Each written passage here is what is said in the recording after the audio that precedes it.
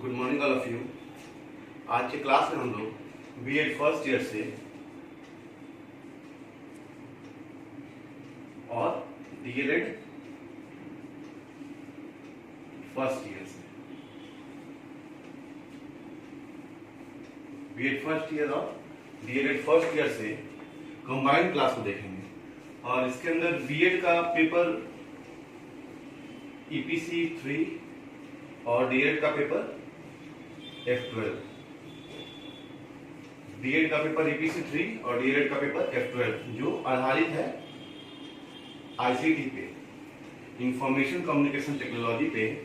और last class में हम लोगों ने आईसीटी का यूनिट फर्स्ट से कुछ टॉपिक्स को देखा था जिसका नाम था बेनिफिट्स ऑफ आईसीटी। हम लोगों ने देखा था बेनिफिट्स ऑफ आईसीटी। इसके अंतर्गत हम लोगों ने 4 क्षेत्रों को देखा था कि आईसीटी में इन क्षेत्रों में क्या क्या लाभ हुआ है, क्या क्या बेनिफिट्स हुआ है। जिसमें पहला था एजुकेशन अर्थात शिक्षा का क्षेत्र, सेकेंड था बिजनेस अर्थात व्यापार का क्षेत्र, थर्ड था बैंकिंग का क्षेत्र, और जो लास्ट था वो हम लोगों ने देखा था मेडिकल चिकित्सा का क्षेत्र। हम लोगों ने इन चारों क्षेत्रों को देखा था, एजुकेशन, बिजनेस, बैंकिंग और मेडिकल।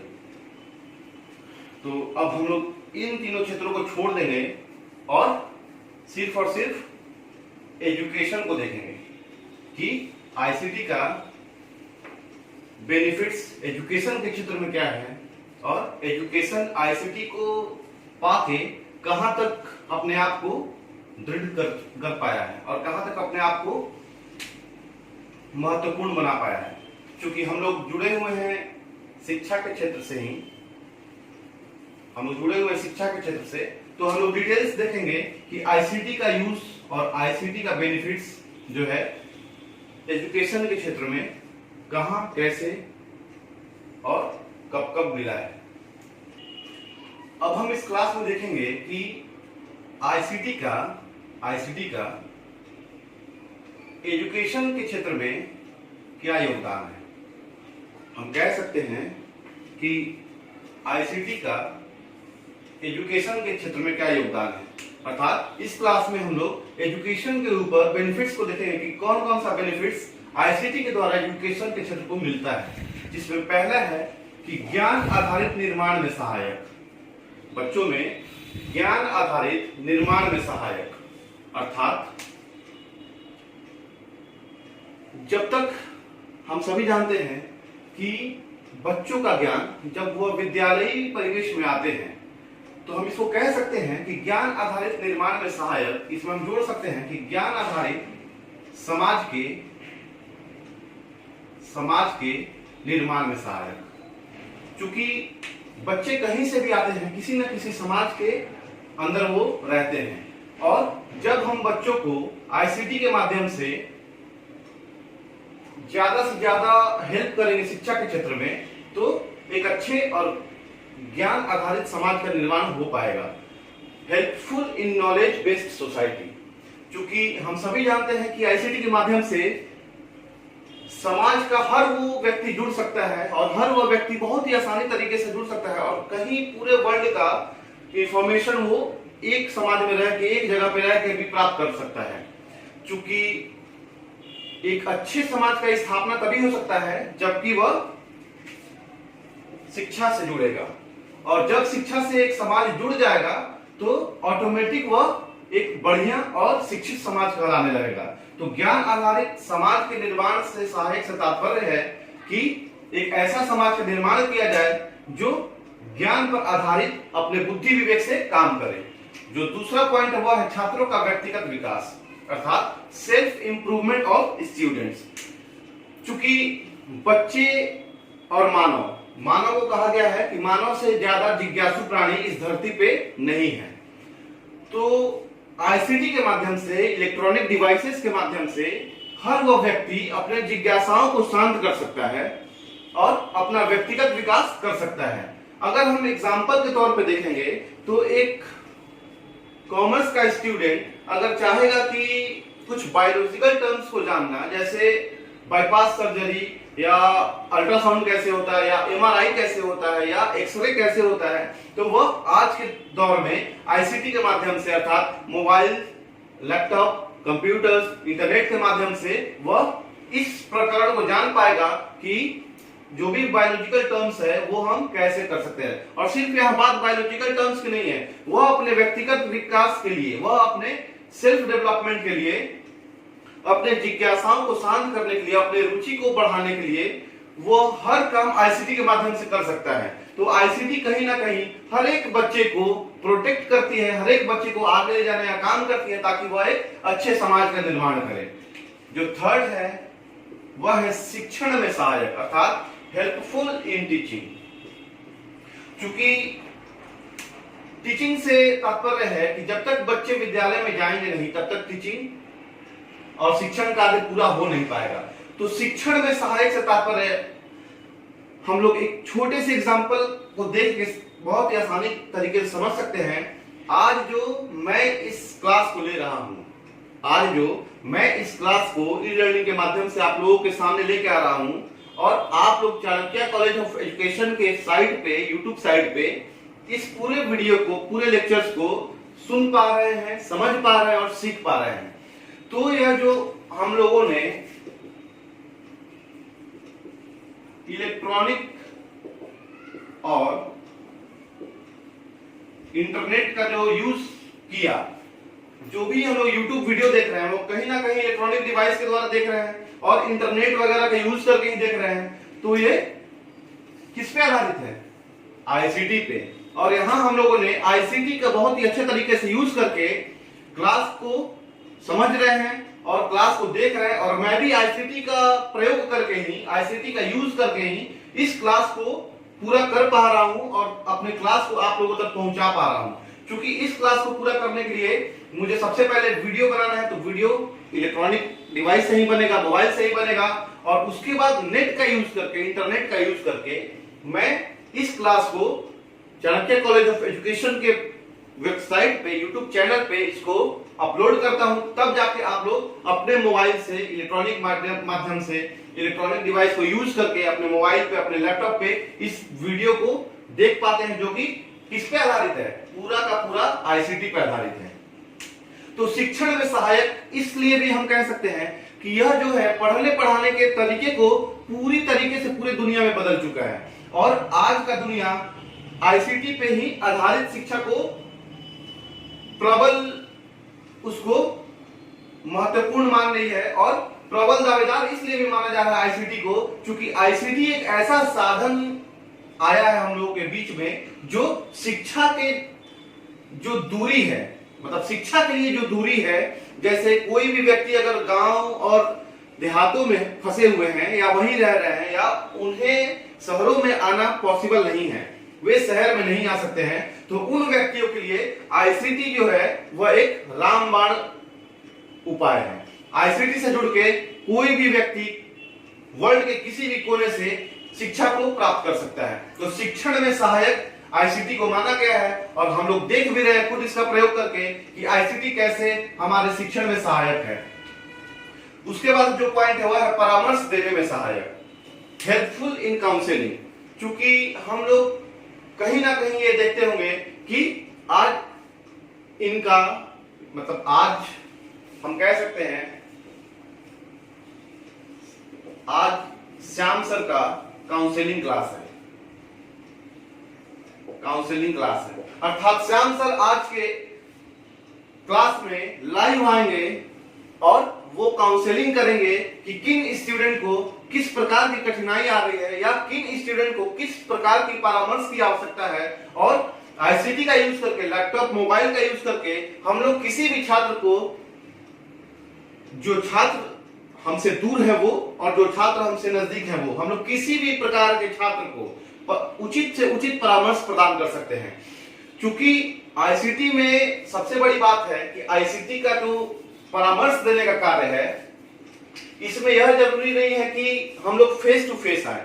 आईसीटी में अगर हम बेतिया की बात करें, अगर हम बेतिया में बैठे हुए हैं और परामर्श देना है पूरे भारत में, पूरे दुनिया में, तो हम यहीं से ऑनलाइन आके ऑल वर्ल्ड, सारे दुनिया में जो भी हमसे बच्चे जुड़े हुए हैं, जो भी लोग हमसे जुड़े हुए हैं, उनसे हम लोग बातचीत के माध्यम से परामर्श दे सकते हैं। तो आईसीटी परामर्श देने में बहुत ही उचित योगदान अपना निभाता है, बहुत ही उचित भूमिका निभाता है। हम लोग देखते भी होंगे कि परामर्श जो भी देते हैं, जो भी काउंसलिंग क्लास लेते हैं, वो बताते हैं कि छात्रों को तो हम ये कह सकते हैं कि परामर्श किसी को देने और लेने में हम लोग किसका यूज करते हैं? आईसीटी का यूज अभी बहुत ही आसानी तरीके से और सरल और सस्ता तरीके से हम लोग कर पाते हैं। उसके बाद छात्र केंद्रित शिक्षण में सहायक।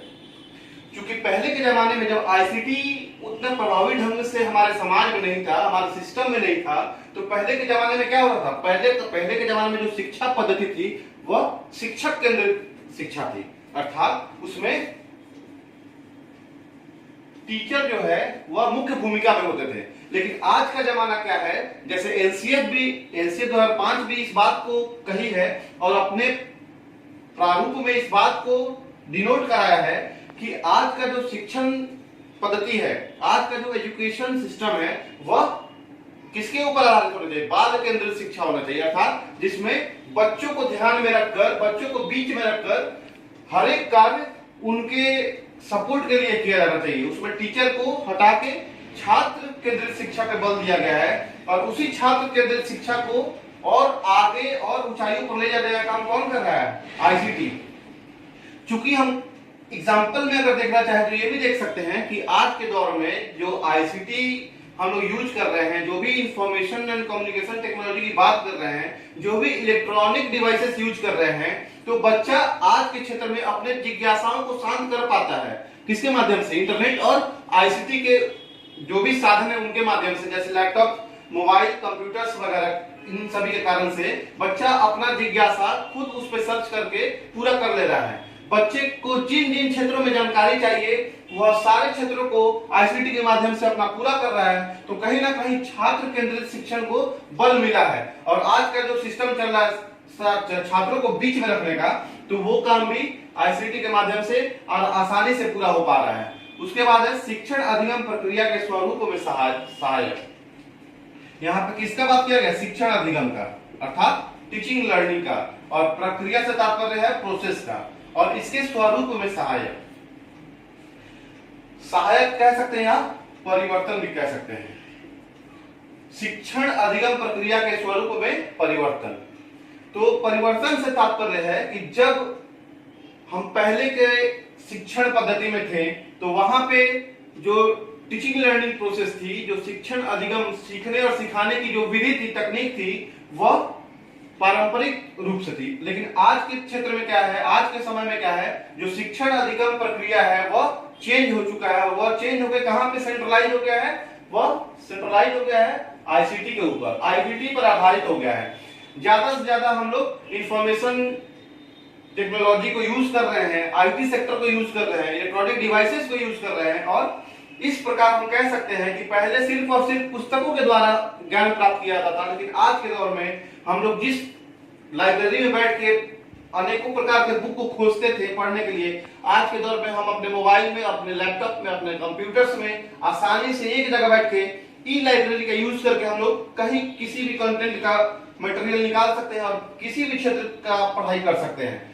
तो शिक्षण पद्धति जो पहले थी वह आज पूरी तरीके से चेंज हो चुकी है।